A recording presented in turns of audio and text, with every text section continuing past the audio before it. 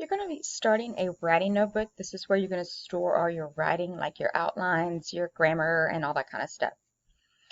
So you're going to watch this video over pronouns. Remember, pronouns, they just take the place of regular nouns. So instead of saying Jose 100 times in your paper, you can replace Jose with the word he or him. And instead of, referring to yourself in, so my first name is Opal, instead of saying instead of saying Opal is going to the kitchen, I can say I am going to the kitchen, right? So watch the videos and you're going to use this pronoun chart to your advantage. The next thing we're going to look at is point of view, because pronouns do go into point of view of how we write our stories or how we write our narratives. The first point of view is you use the words I, me, us, we, my, mine, and etc. You're basically writing from your point of view, right? From the narrator's point of view. And we only know the narrator's thoughts and feelings.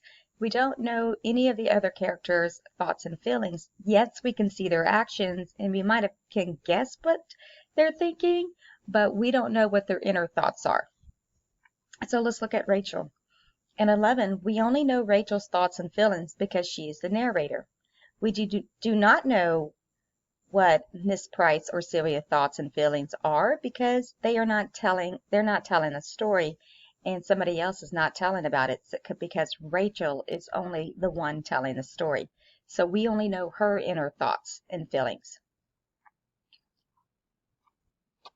The next point of view is third person omniscient, and they use the pronouns he, them, she, her, his, and they.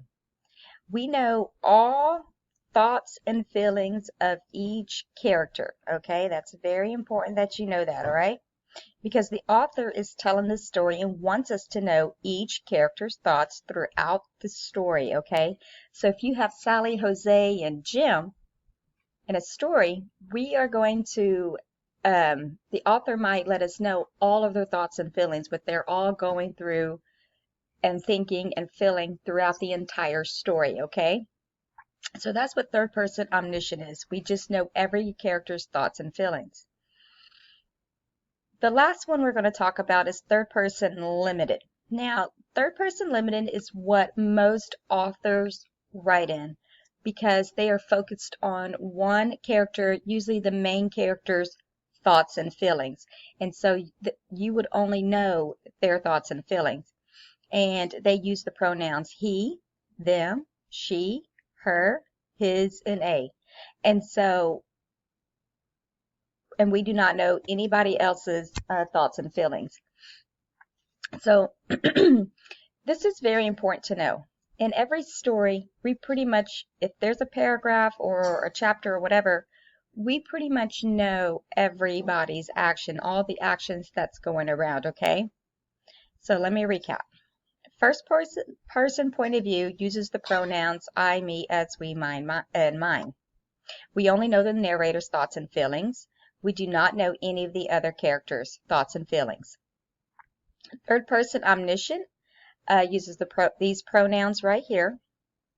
We know all thoughts and feelings of each character. Third person limited uses the pronouns he, them, she, her, his, they, etc. But we only know one character's thoughts and feelings throughout the story. We do not know the others. And we always know the actions.